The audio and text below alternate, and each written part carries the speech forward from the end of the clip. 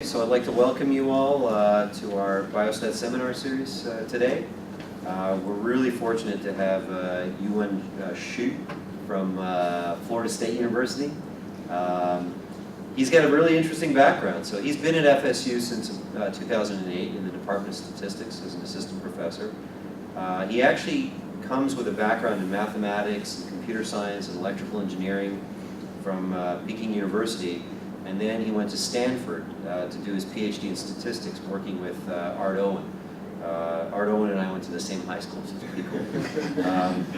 I think you're the only one that actually has a GPA of higher than 4 from Stanford, 4.1 out of 4. That's pretty amazing. He's got a wide variety of interests, but briefly, sort of machine learning, statistical computing, robust statistics, and bioinformatics. More specifically, he does a lot of work in penalized regression, variable selection, reduced rank representations, and then some of his application areas are in neuroimaging and alternative splicing for bioinformatics. So it's a real pleasure to have you in here. Some of us are doing a little bit of almost like an exchange program with FSU. So he's down here visiting us. Bertrand Clark has been up there visiting them. I'm going up next month to visit them. So we hope to develop a tighter network between the two universities. So he's got a long title to his talk, but it's basically about variable selection and rank selection of high-dimensional matrices. So welcome you. I would like to thank Sunil for inviting me to be here. It's such a vivid place, and I mean so many energetic people here. I already got criticized for my long title. It's my pleasure to present some of my recent works jointly with my past colleagues, Dr. Bonet and Dr. Wei Kan, who are now at Cornell University. Joint variable and rank selection for parsimonious estimation of high-dimensional matrices. I think the keyword probably just joint. Okay. Oh, by the way, if you have any questions, just stop me. I'll try to focus on some applications. I think this technique actually is pretty useful, although that's a theoretical paper. It's an archive 58 pages long. Okay, this is our setup. Y equal to x times a plus e, y is the response matrix. So instead of having a response vector, y here is a matrix. There are multiple response variables. And x, the design. Oh, by the way, we use n to denote the number of response variables, not the sample size. The sample size is denoted by m here. P is the dimensionality, the number of features, the number of predictors. And a is the coefficient matrix. It's now a matrix, it's not really a vector. And for simplicity, we assume a Gaussian noise, although the word actually can be extended sub-Gaussian and other, actually we're doing this, some other distributions. So Y, of course, is a Gaussian distributed. We have P predictors and N response variables. The easy thing to think of actually is just ordering least squares, right? The regression technique. But what could be wrong with the regression analysis here? In terms of statistical performance, this can be problematic in many aspects, like estimation, prediction, inference, and interpretability. The challenge actually comes from the large P. This P here. Okay. When P is large, there are too many unknowns. Actually, the number of unknowns is P times N. We know actually from science theory in the 80s, even P is greater than equal to or greater than 3, OS estimate is not admissible. We need to consider some other alternatives. So OS is definitely not the choice here, especially if we have a large P. Okay, any questions? We actually all think this setup is cool. It's interesting because it's high dimensional and it's multivariate. But who cares? Who cares? I'm going to give you some examples. The first one is some real-world data set used by Stock and Watson in macroeconometrics. 144 US macroeconomic time series observed from 58. It should be 58 actually. It should be 58 to 2008. They're quarterly observed. But actually this is macroeconometric data, so you do not have a single index. You have multiple indexes. They fall into 13 broad categories: GDP components, industrial production, employment, unemployment rate, and so on and so forth. So we have multiple response model here. Here we're particularly interested in interest rates. But even if you consider this interest rate, even consider this category, it's still a category. It's not really single, response variable. You have certain response variables here. The problem is to construct some common factors in finance or econometry. They call it factors for forecasting the interest rates category. This is for the whole category, consisting of this category consists of 13 time series. So we have 13 columns in Y, the Y matrix, which cover various corporate term spreads and others. Okay, we can assume vector autoregressive model, and then I set the length equal to 4. This is actually typical.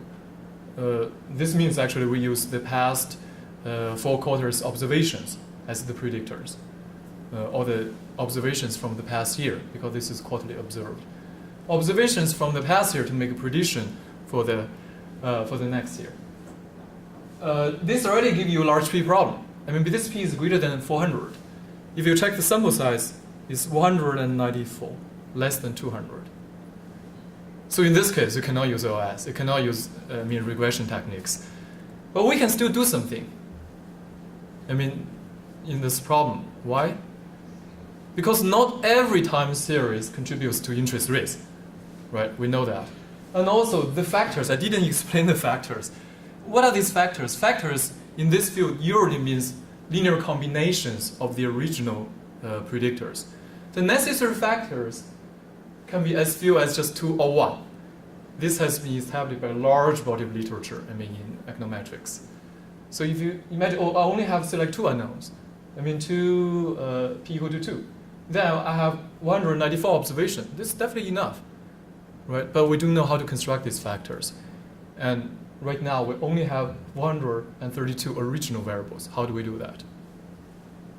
Okay, so this is one example. Why we need to study the problem in such a setup. Another example, neurocognition data for HIV positive patients. There's an interesting claim, not by me, by a neuroscientist. HIV infection is often accompanied by brain neurocognitive dysfunction. I didn't know that. I think it's interesting. Our collaborators, to evaluate, this thing, they collected some data. Again, you see the neurocognitive performance. This is not simple. Simple thing. You can use a single measure. We actually have 13 response variables. They are called neurocognitive indices, NCIs, called NCIs. They still fall into 5 domains of attention, working memory, speed of information processing, and so on and so forth. What are the predictors here? We have 234. These are constructed from DTI measures, diffusion tensor imaging measures, volumetrics measures of certain regions of interest, some certain ROIs, and some clinical variables. Okay, this is actually just a typical data set. What is the question? The question is to identify or construct neuroimaging and clinical biomarkers that best predict neurocognitive performance. In response to the 13 NCIs. This sounds like a common question. This is the question actually those neuroscientists ask us. It sounds simple, but it's actually challenging because I didn't tell you the sample size. Sample size is only 62. And probably actually a lot of people know in neuro studies, 62 is already a huge number. 62. But this is much less than 200 and what is the number again? 234. So that's the challenge. Again, the traditional techniques fail. Okay. If I summarize this thing, in fact, we need to use the shrinkage method, shrinkage estimator. Shrinkage method should come into play, obviously. And we know in statistics we prefer parsimonious models that are also interpretable. I should put the interpretability there. This complies with Occam's razor principle. And this actually is the main theme in statistical learning. If you can achieve the same error using a simpler model, then you should stay with a simpler model. So in fact, this means we need to make some assumptions to reduce the number of unknowns. We really cannot do that. But this is not really a U-post problem. It's well defined. because we can make some assumption to reduce the number of free parameters. I mean, dimension reduction, right? One popular assumption is to assume, I mean, just like here, we assume the coefficient matrix is sparse. I know actually there are some top statisticians doing this. Here, we can delete nuisance variables, or we just call it variable selection or feature selection.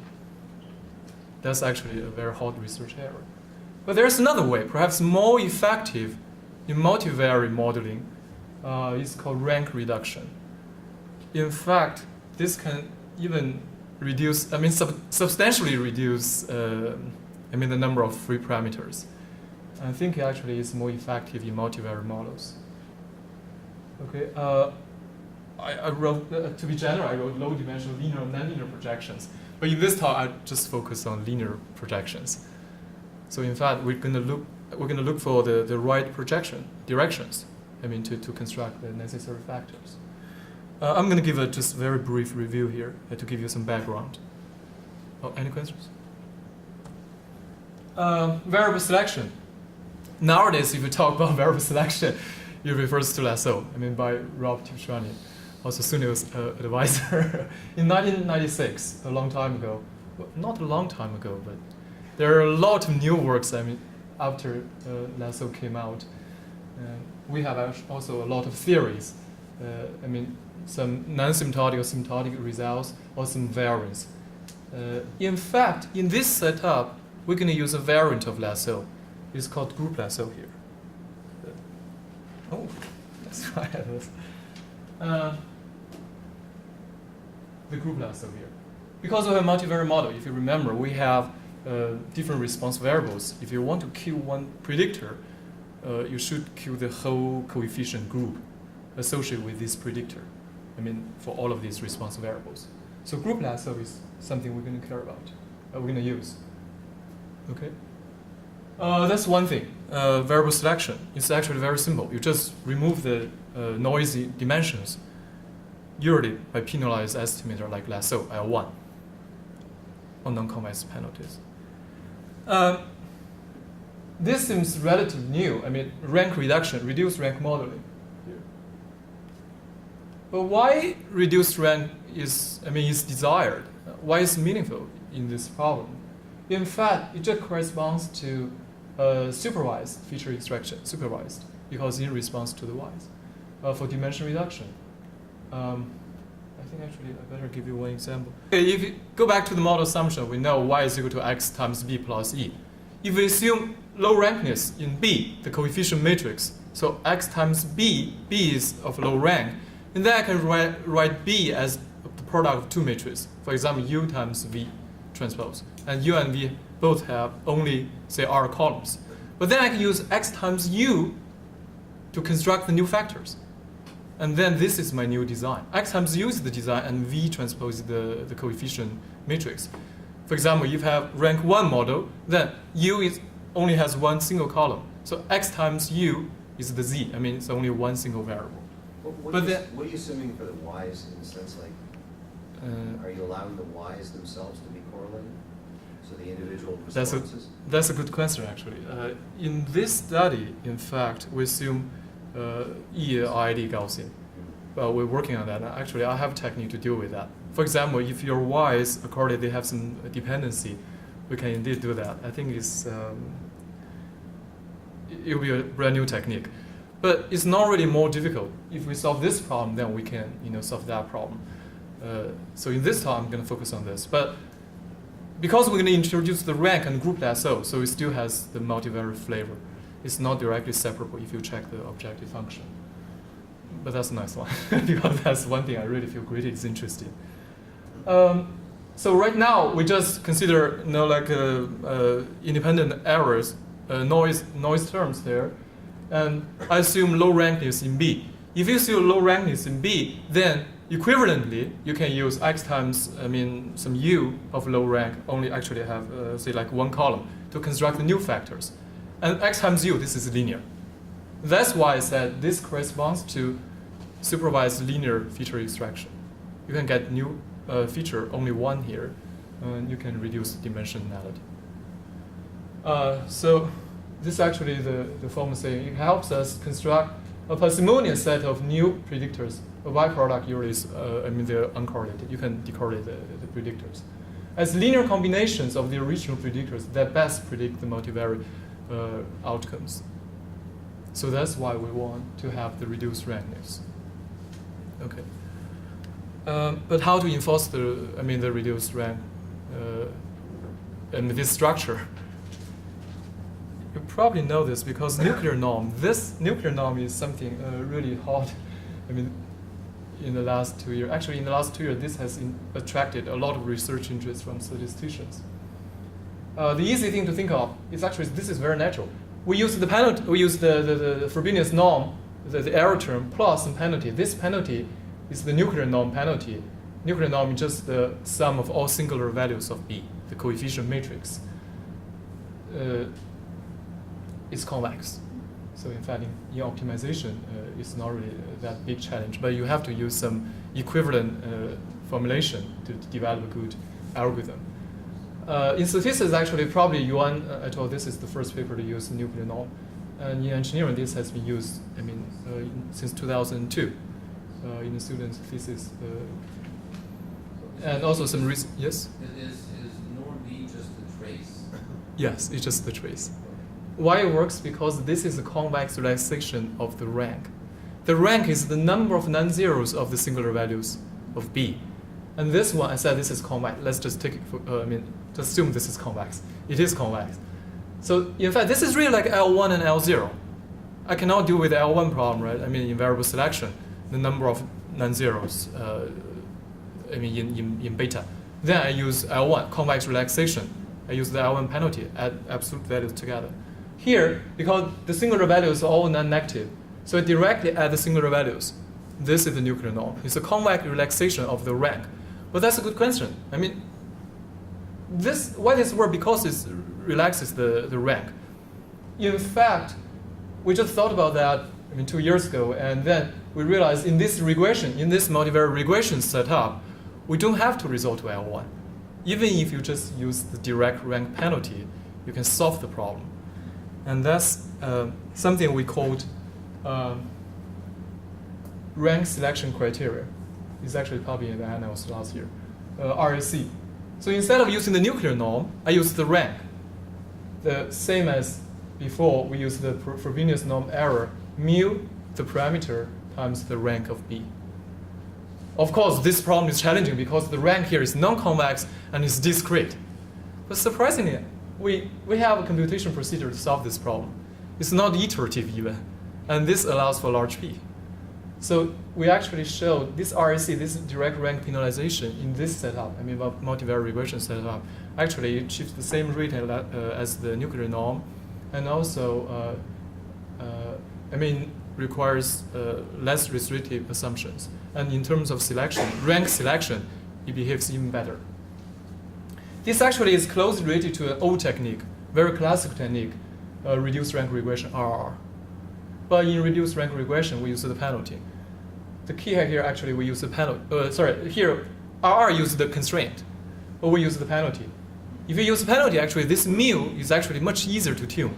You have universal choice from mu, like universal threshold, actually only related to the dimensions. But I will not go into the details, also the computational details. But just good to know. It's good to know, in fact, even if you use the direct rank penalization, you can get the global minimum using, say, one spectral decomposition or one SVD. It's not iterative, actually. And that's the global minimum. There are some symptotic studies, but in the classical setup, say P fixed here, and M, the sample size. Remember, we use M to denote the sample. The sample size goes to infinity, and the Gaussian setup.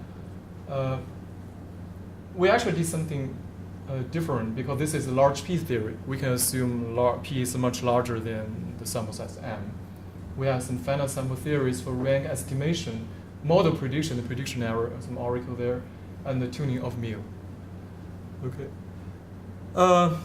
So that's the rank reduction. So this thing actually, you see, recently it's really hot, but this is really cool. What is the drawback? I'm going to mention this. With very many predictors, then you could be not the estimate of choice. First, this reduced rank model can achieve great parsimony. If you count the original number of the number of parameters in the original coefficient matrix, p times n. This is simple, p times n. And p large, then you're in trouble. The number of free parameters in A, if you assume A has rank R, then it's R times P plus N minus R. You can use the SVD to do this. It's not really difficult. But if R is small, if the rank is small, which is, I cannot say it's always true, but it's true actually in a lot of applications. If R is small, then basically just linear in P and the number of response variables. The drawback I actually mentioned. If you want to construct the factor, you have to use all of the original variables. It's like ridge regression. In the variable selection setup, you cannot do variable selection using ridge, right? Here, if you want to construct new factor, you have to keep all of these original variables. You cannot discard anything. So if you collect some data set with very many predictors, then you don't really know which ones are the important ones. And you cannot really, remove anything there. It's well known the construction by a reduced set of input variables is much more convenient and interpretable in large P situations. This actually corresponds to joint feature selection and extraction. So in fact, we carry two things simultaneously.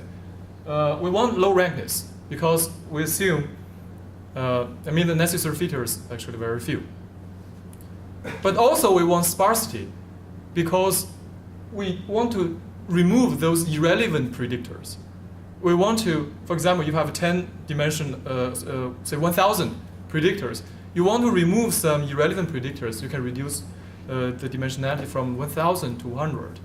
But then, do you need to use the 100 predictors? Probably not. You probably just check, say, two directions. I'm going to construct two factors. So in fact, in the end, from 1,000 to 100, then to 2. This is actually the thing we're going to consider. This is similar to the SPCA stuff, the sparse principle. Not quite, because sparse PC actually works in a sequential way. For example, if you look for the sparse principal loading factor, and then you remove it, you look for the second one. If I say rank 5, then you combine these things together, you do not naturally have sparsity. In fact, not guaranteed at least. But here we're going to solve the rank K problem. So actually, this takes the sparsity as a special case, and we have a y. This y can be flexible, not necessarily x. If you say y equal to x, then it's sparse PC. But yes, that's kind of related, but not exactly the same thing. But it's a multivariate problem because we have y there. Okay. So I'm going to formally state the assumption. We assume the coefficient matrix A has a low rank. Well, this is not really rigorous. Actually, we assume this has possibly low rank. The algorithm, the theory actually works for any A. But A could possibly have low rank and possibly 0 rows. 0 row, if you remember, we have a group set up. If you have 0 row in A, then the associated predictor can be removed. So 0 rows means not every predictor is really useful, in response to Y. And then low rank means you can do further dimension reduction by checking, say, like 2 or 3 directions. You don't have to use 100 variables there. So we're going to propose a new class of estimates called joint row and rank selection, JRS. It turns out that important performance gains can be obtained, at least in prediction accuracy, if you consider both things simultaneously. Okay. So how to do that? If you remember, we can use group lasso to achieve sparsity, to do variable selection. We can also use nuclear norm. If you use group lasso plus nuclear norm to achieve low rankness, so we can add the two things together. Still, we have convex penalty, right?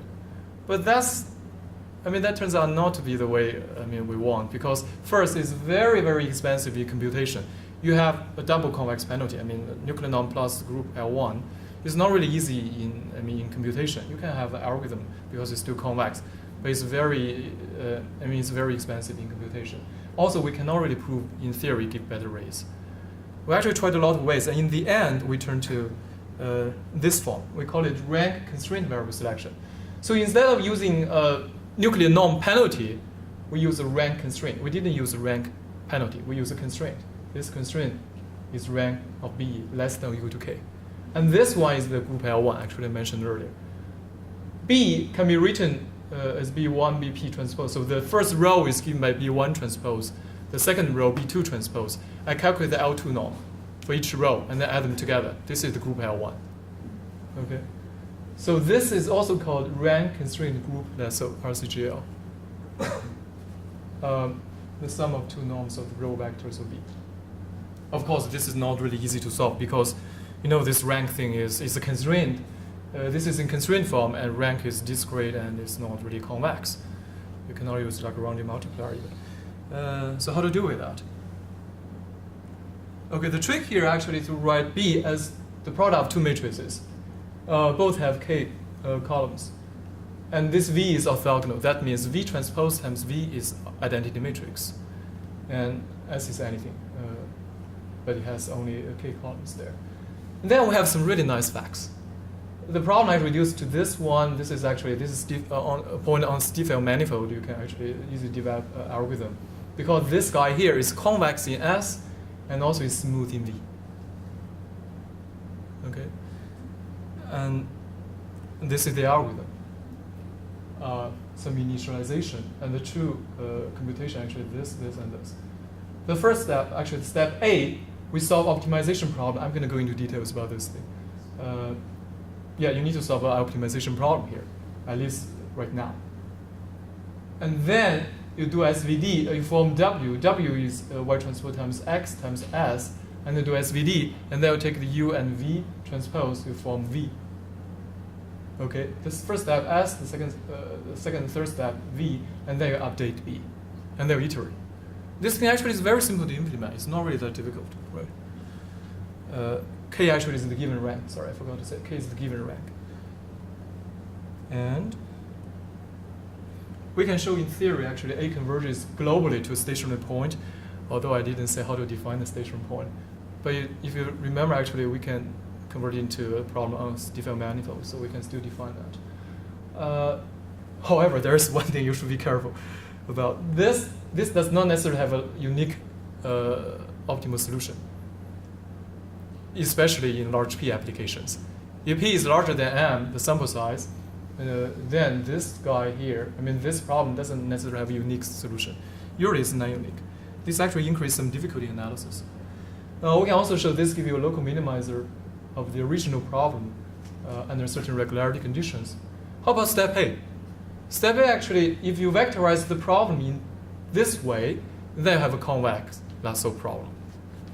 So we can use the group lasso algorithm to solve this problem. But it's not really convenient because you can see X chronicle I, so this is actually a very high dimensional optimization problem. It's not really convenient. Although this is convex, we still want to avoid this thing. Fortunately, we can replace that optimization problem by performing some low-cost thresholding. For example, I introduced a multivariate version of the soft thresholding operator, and then we just did this. So basically just matrix multiplication and then thresholding. You can perform this for arbitrary number of times. You can perform it one time, and next step you perform twice, and then next time say 10 times. It doesn't 10 times. It doesn't really matter. We can even show there's a constant, but I will not go into details here. We can show even stronger global convergence result. This algorithm, to replace the step A, we don't have to solve an optimization problem. Just perform this. This algorithm converges to a coordinate-wise minimum point for any starting point. But as I said, I will not really go into details here. So we have a good algorithm now. We have the RCGL algorithm to impose both sparsity, want to do variable selection, right? And low rankness, so we can construct factors using relatively fewer number of variables than before. But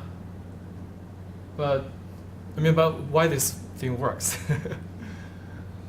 Bertrand is there, probably he agrees with me. I want to use it for predictive learning. So that means if your prediction error is low, or risk is low, then I say this is a good method. So seriously, why this thing works, I'm going to study the prediction error here.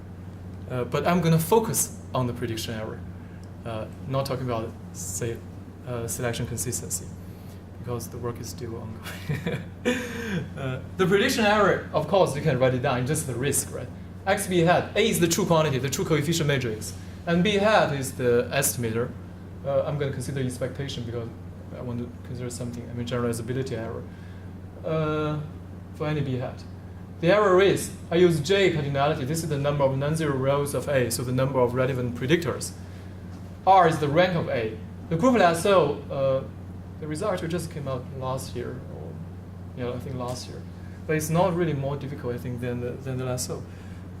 Long list, but this is a very nice paper. It summarizes all the results, in that area, like min and max. But one thing actually they showed is, this is the rate, the oracle rate for group lasso. If you do variable selection in that multivariate setup, then this is the rate. It's also minimax, somehow minimax.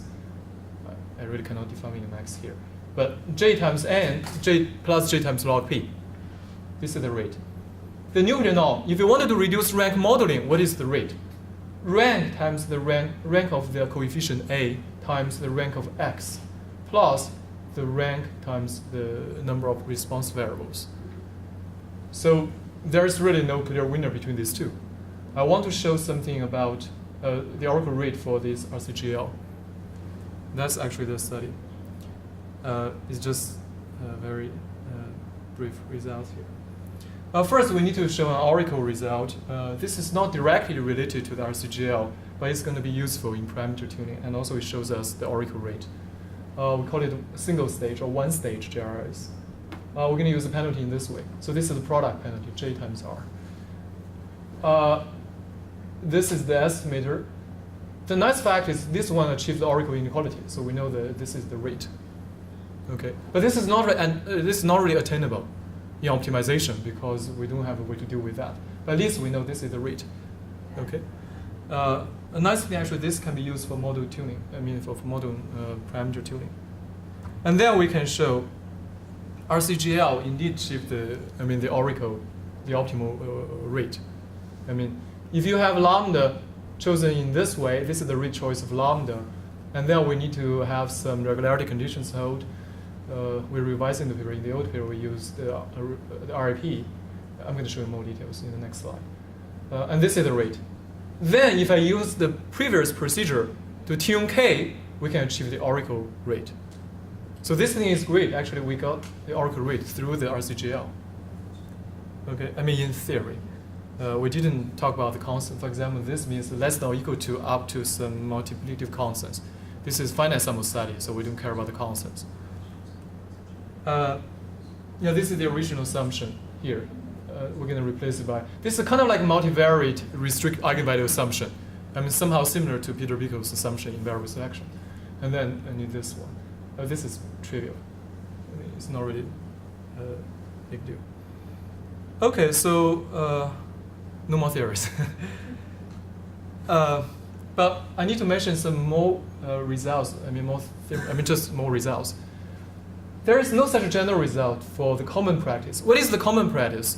If you want to do variable selection and rank reduction, in practice, people usually remove, the irrelevant predictors. And then on this reduced set of variables, this data set, I run reduced rank modeling, right? This is the group lasso, and then the REC, or nuclear norm, penalization. But this actually needs more restricted conditions on the design matrix. It's not that general. It's not as general as the result we have seen in the rank constraint method. Interestingly, if we do the thing in the other way around, so here we do variable selection and then rank reduction, right? We don't need to develop any new techniques. Group lasso is there, reduced rank is there, nuclear norm is there. You just directly run this two-step thing. But if we reverse the procedure, we do rank reduction first, and then we do variable selection. This variable selection is not a plain variable selection because we have a rank constraint. So we have to use our RCGL. We use the rank constraint variable selection in the second step. If we do in this way, we do rank and then we reduce the rank and then do the selection. Then you can achieve the same rate under just an extra SNR condition, but this is very mild. It's some log something. So we do recommend actually doing in the other way around. If you want to do two-stage procedure, that's fine, but you should reverse this. You do rank reduction first, and then select the variables. This is the summary of the race. I mean, if you compare these two, you don't really know which one is better because it depends on the specific setups. But this one is always better than or comparable to the other two. Okay. Yeah, I'll directly jump to the to the simulations. So what is this? MNC, this is the mean squared error. This is the prediction error.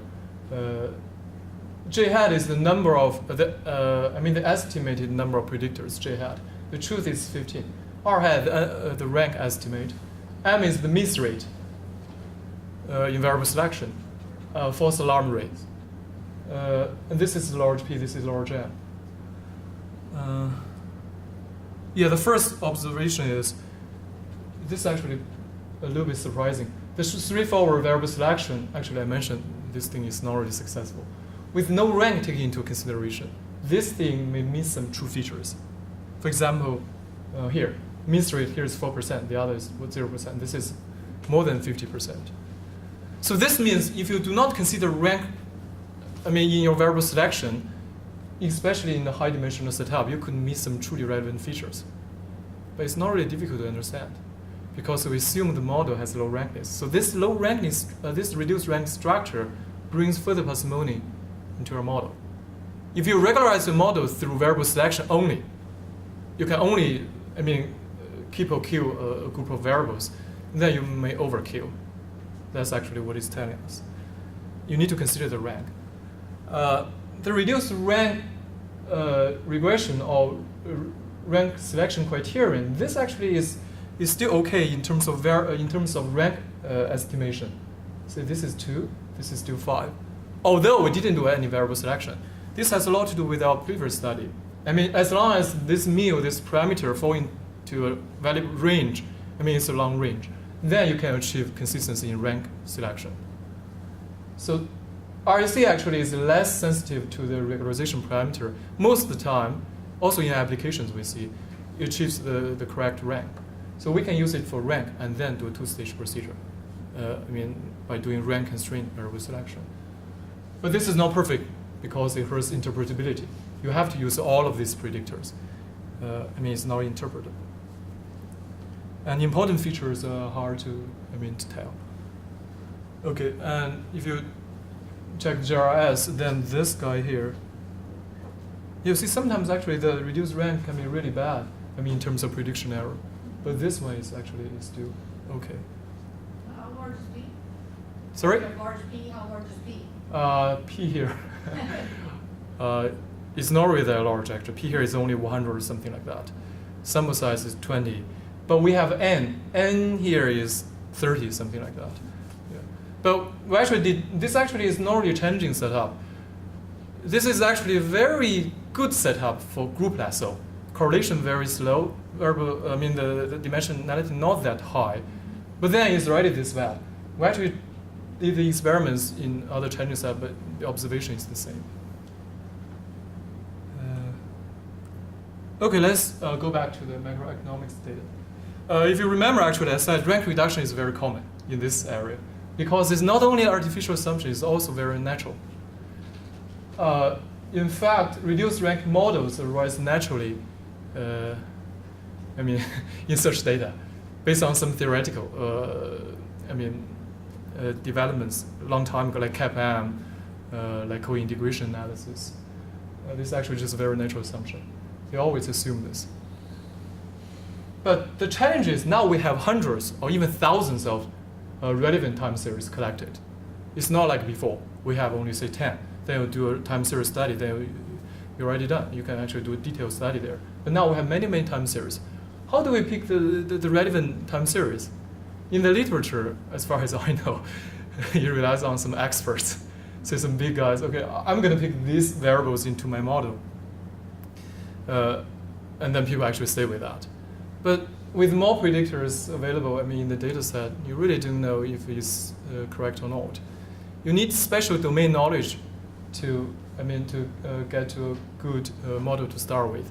We don't have the domain knowledge because we're statisticians, but we can use some technique to learn from the data, which should be the variables, relevant to this set of responses. Okay. Excluding non-informative predictors from a large set of variables is really a talk job. That's my point of view. But I really don't see, very convincing work, even in the interest rate category. Claiming this should be included, this should not. I'm talking about the economics data, but in fact, in biostats, it's the same thing. You have many variables, don't really know which ones can be the. Say you have many genes, you have tens of thousands of genes. You don't really know which genes contribute to the model, right? That's the usual assumption. You study disease, cancer. Not every gene really is useful there.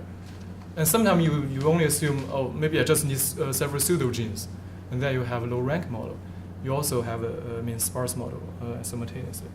How to do this? We can use our method, GRS, through selection and projection. This is something really surprising, at least to me. We get J hat equal to 3 and R hat equal to 1. So this means I can reduce the, I forgot actually, 400 time series to 3.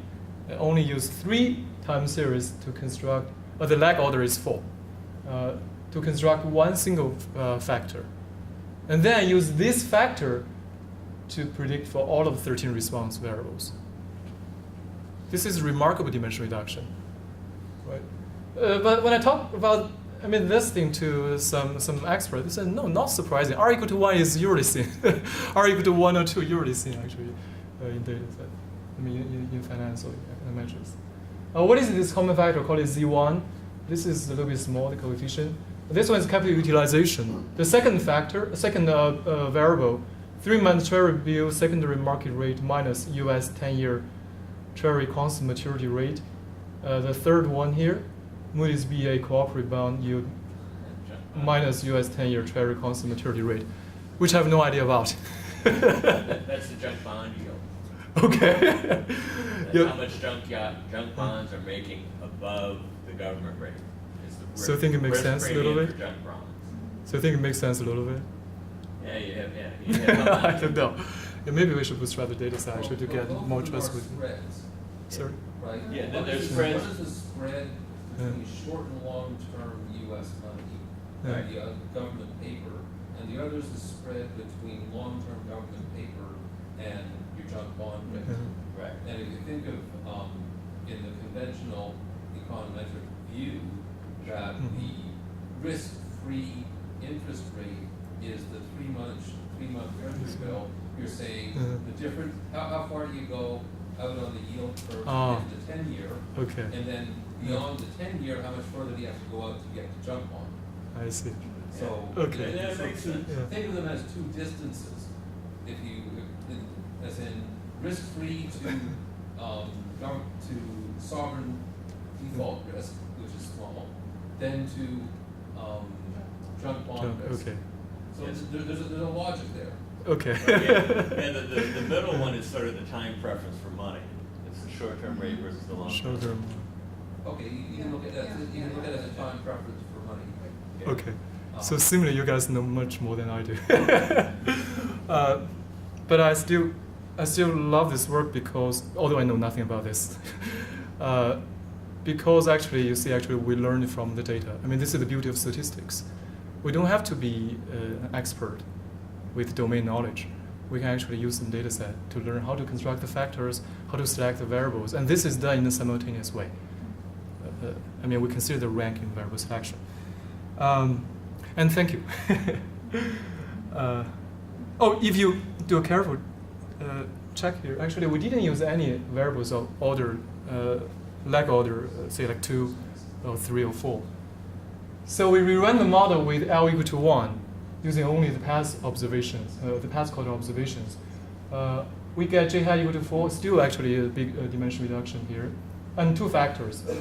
I actually bootstrap the data a little bit. I think these 2 should really be there. The last 2. I'm not really sure about. Sorry, I'm not really sure about the first one because sometimes it disappears, sometimes it's there. But these two, I'm 90% sure these two should be there. I mean, these two arise again in this leg order 1 model. This actually is an experiment. I mean, to see how useful these factors are, and how meaningful these factors are. I did some forecasting experiments using the conventional rolling scheme. And this is in comparison to the individual AR4. This is really conventional and very accurate prediction forecasting method in their field. But this doesn't provide any knowledge about the common factors. If I want to study the interest rate, it doesn't really help you. Because for each time series, you use the individual, the past for observations as predictors. So for each model, you use its own. For each model, use its own. But here we'll use a single common factor. So actually, this guy is already cheating a little bit now. But we see the prediction performance is, comparable to the R4 for the one single common factor model, for the two-factor model. And this is in response to 13 response variables. Okay. The second example, we get a rank equal to 1. But we're pretty sure about this because we did some earlier analysis. In neural image. Ask me about this. We did actually some early analysis. We construct one factor. But this factor, this new score variable, was constructed from only 10 of the 234, not all of them. Prediction performance, is improved. And these are some the 10 variables here. In addition to the strong association between, say, education, of course, this helps. In neurocognitive performance. In addition to this, the association between this one and NCIs, we call it NCIs, and maybe cocaine history or not. I don't know how they collected this variable. It's self-report. Okay, but we'll also see something interesting. For example, FACC1, fractional anisotropy measured at Colosseum subregion 1 among very many DTI measures. This also is there. Yes? That's all there. In this and previous models where you had a multiplier, or in the previous model you subtracted off the same term.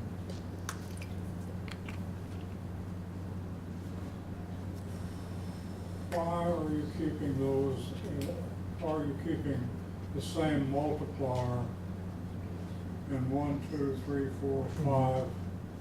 5 of those terms have the same multiplier. Same multiplier? Well, you mean the FACC1, right? FACC1. Yeah, yes. Those are interactions. Algebraically, you could have FA underscore CC1 times all of the rest of those at once. You understand what I'm asking you? When we do the selection, actually, we consider all the interactions. So this actually, only these interactions are selected, not really the interaction with all of the others. Each of those are weighted, right? Yes, scaled, of course. Yeah. It's scaled, yes. So this is not the original measure. We actually scale each column, each predictor before we run this analysis. So it's scaled. The original data actually in different units. I really forgot, but at least these DTI measures and those volumetric measures, they have very different units than the clinical measures. So we need to actually weight them or scale them. Yeah, but that doesn't really affect the significance, right? Just a way, because we want to do the penalization, right? So if we want to add the penalty with a single parameter, say group lasso, it's the same lambda. We want to make sure these predictors have roughly the same span and centered also around 0. So then we can use the same lambda. That's why we have to weigh that, of course. Yeah. So we're not telling you the coefficient. The coefficient actually is here. Oh, sure. Let me rotate it. So rotate it. Yeah, actually, rotate it. thinking back to the economic example, these are multivariate. You basically showed one equation, so understanding something. Yeah, for example, if I use reduced rank modeling, then I can construct one factor. this factor, uses all of them. You see the weights. These are the weights you're talking about, I think. Right. We also call it weights, but I didn't realize you were talking about the same weights. Yeah. So these weights, of course, I mean, it's not really intuitive, to be honest. So they're non-zero, but none of this is exactly zero. So we have to keep all of this. It's hard to tell here. Well, we have those variables and interactions and quadratic terms. It's not really easy to tell. You cannot really rely on their coefficient magnitude because of the scaling issue, and also we need to check the p-values. It's not really an easy thing because this is a high-dimensional setup. But here we have 10 variables only to construct this score variable. And also the prediction performance is improved much. I forgot. I need to go back to the last slide. I mean, the prediction performance is improved a lot, and also we use only 10. And then we can tell these 10, say we can tell the neuroscientist these are the 10 maybe we want to study further. And then we can extract, say, one factor or two, give them a model, a statistical model. That's the point of the study. We want to use the factors. We want to use these variables, these X variables, to predict for the multi-response Y, but in fact, we only need to tell them some biomarkers as linear combinations of these variables, but not all, not necessarily all, only 10 here. So is there a different linear combination for each of the Ys? These are the same. And they're the same? Because we use the linear rank. combination? Yeah, if you remember, actually, I said X times B can be written X times U times V. So Right. X times U, these are the ways to construct the variables. That's why I said earlier it's not really the coefficients. This is the U part. The U is Right, the I same see. thing. Yeah. Okay. But the coefficients are different for different response variables. So we use the same variable. So, yeah, the factor's the same. Oh, yes, yeah. The factor, the score variable is the same. Yes. So what you've written there is, those are not really the same. I'm sorry. Okay. No, I was confused by the notation, I guess. You've understood. I'm pretty sure now. X times B. Not really exact. So we equal to this. So if I know, say, B has, say, rank 2, let's run this way. Because it's rank 2, so this U has only 2 columns. This V transpose has only 2 rows. But this Y is a matrix, so we have different columns in V transpose.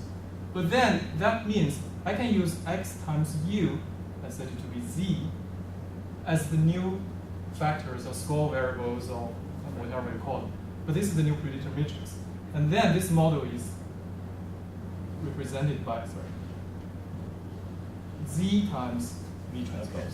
So this is the factors I'm going to extract from the data. And this is in response to Right. every column of Y. When I say waste, I actually meant this U part. Right. When I say, So what you showed us was for the econ example, which is a little simpler one, yes. was the weights that created the Z, It's this, yes. right? Exactly. So that's your predictor. Exactly. Your composite, your factor. Yes. Okay. And then from this you get a factor. But if you use this factor, say, let's assume this actually has only 2 columns, right? So only 2 factors. If I want to use these 2 factors to predict for Y, a naive procedure is for each response, each column of Y, use these 2 factors, so you have 1 column, in this coefficient. For another response, get another column. So for another response, get another column. But this remains the same. This is the common factor. In finance, actually, they care about getting such common factor. Then you can explain the very complicated Y using only, say, like 2 factors instead of, say, 100 or even 1,000. Does that make sense? In the end, I'll give you one machine learning data set. This is some paper quality data. People are actually making fun of this because they thought this is for our paper quality. It's actually but you see, actually, we only need 3 factors to evaluate your paper quality. When I made the claim, actually, some guy, what? And I said, this is actually the real world paper quality. Okay. And this is some real experiment performed in Norway. This is the 2nd largest factory, actually, in the world. People want to discover the effects of 3 control variables, x1, x2, and x3. This is some special design, but I forgot the background. So I will not talk about that. But these values, these variables take values, say -1, 0, and 1. You just take them as 3 control variables. There are some previous analysis by Aldrin in 1996. He actually suggests actually second order for second order model should be considered to allow for nonlinear interaction effects. In fact, this is a typical exercise for reduced rank modeling because we want to study the effects of the control variables on the paper quality, which again is evaluated by 13 response variables. It's not really an easy thing to evaluate, so they need 13 variables there. Paper quality is difficult. So reduced rank modeling give you R hat equal to 3, so you need 3 factors. And this is the error, prediction error. We get the same thing. This is not that surprising now. We get the same rank. And these 3 factors constructed from 6 of the 9 predictors. We can remove, we can just discard these 3 original variables, x1 squared, x1 times x2, and x2 times x3. No interaction effect between x2 and x1 and x3, which we think is interesting complement to Aldrin's previous analysis. Error is improved. And the first important one, this accounts for most of the variance actually, 58 of the variance, can be roughly read this way. So 2 times x1, then you check if x3 is equal to -1 or not, minus x2 is equal to 1 or not, plus a second order term, x1 times x3, and that's all. So this could serve as a summary index for paper quality. Paper quality. But this is in response to all 13 response variables. A single factor there. Sorry, I didn't give you a biostats application, but I really, because I'm working on... Yeah, actually, there are a lot of similar applications. You could have multivariate data. You have 2 sets of variables. Each set have several variables at least, right? So multivariate y, maybe call it vector y. Anyway, you have many variables in one set, and another bunch of variables in another set. You want to relate these 2, and then you assume you can construct a linear combination. From this set, but you want to construct this linear combination from relatively few variables. Then, this falls into this setup, and this technique could be helpful. It is helpful because I'm doing something in biostats now using the same technique. Okay, let me summarize.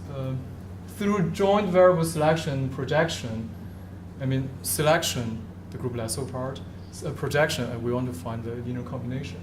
The proposed methodology attains a parsimonious interpretable model and also helps you to do the variable selection. As said, this actually, from a machine learning point of view, this is actually supervised feature extraction and selection, simultaneously. We know actually this is a must in high-dimensional setup if your relevant features lie in a low-dimensional subspace. This is a must. We see that because if you ignore the low-rank structure, you directly do variable selection, you will miss some true features, and severely. We have a computational algorithm to deal with that. We have some thing in theory to show this actually can achieve better rate in theory, in prediction error. Some future works. Rank and rows. I didn't talk about anything about consistency because it's really difficult. It's really difficult actually. Even proving the prediction oracle takes up much time. But we're working on that. Statistical performance was a local minimum. I think I actually have done something. I've achieved something here. Faster algorithm, non-Gaussian models, nonlinear feature extraction like manifolds.